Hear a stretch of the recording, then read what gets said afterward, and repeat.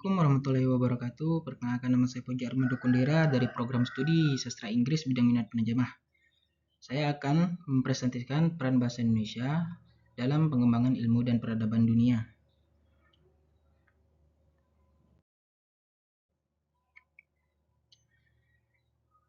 Kita semua tahu bahasa Indonesia adalah identitas yang diikrarkan pada Sumpah Pemuda tahun 1928 dan dikukuhkan secara yuridis dalam Undang-Undang 1945. Namun, peran bahasa Indonesia jauh melampaui sekadar alat komunikasi harian. Dalam konteks global dan ilmiah, bahasa Indonesia memiliki dua fungsi, yaitu heuristik sebagai alat untuk memperoleh pengetahuan dan fungsi referensial sebagai sarana kita mengenal segala sesuatu mulai dari ilmu pengetahuan hingga peradaban. Mari kita bedah bagaimana bahasa Indonesia menjalankan peran vitalnya ini terutama di panggung internasional.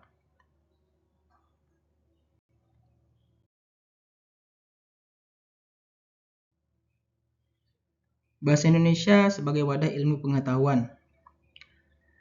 Marwah bahasa Indonesia sebagai wadah ilmu pengetahuan semakin teruji dalam forum sekelas Annual International Conference on Islamic Studies atau ICIS. Kita menyaksikan pejabat tinggi negara termasuk wakil presiden secara tegas menggunakan bahasa Indonesia ini bukan sekedar pilihan, tapi pemenuhan amanat Perpres nomor 63 tahun 2019 yang mewajibkan pengguna bahasa Indonesia dalam forum internasional di Indonesia.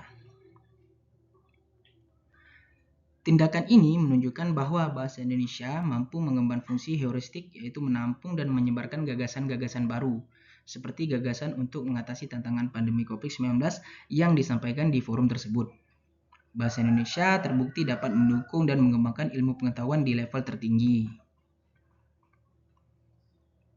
Untuk penerapan fungsinya, bahasa Indonesia digunakan untuk memperoleh pengetahuan dan belajar mengatasi tentang lingkungan.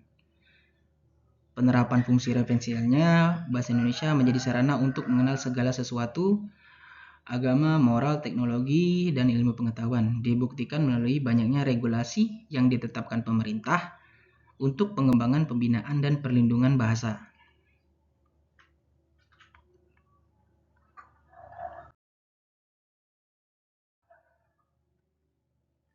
Kedua, bahasa Indonesia dalam mendorong peradaban global.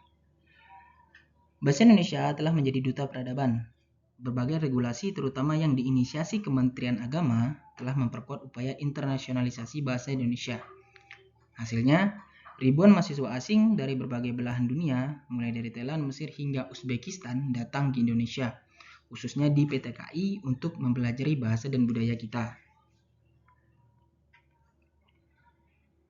Minat yang tinggi ini menunjukkan bahwa bahasa Indonesia tidak hanya sekedar bahasa, tetapi juga jendela untuk mengenal Indonesia dan yang terpenting mengenal Islam yang moderat, beradab, dan santun. Kita kini dipercaya untuk melakukan penelitian dan mengajar di luar negeri menjadi bahasa Indonesia sebagai jembatan yang menghubungkan ilmu pengetahuan dan budaya Indonesia ke mata dunia. Bahasa kita benar-benar membangun peradaban.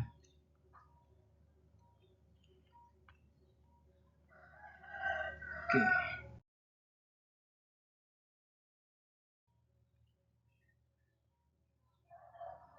Eksistensi bahasa Indonesia kini sudah kokoh secara yuridis, telah diatur secara ilmiah, telah terbukti mampu menyebarkan ilmu pengetahuan, fungsi heuristik dan referensial, dan secara internasional telah menarik minat global.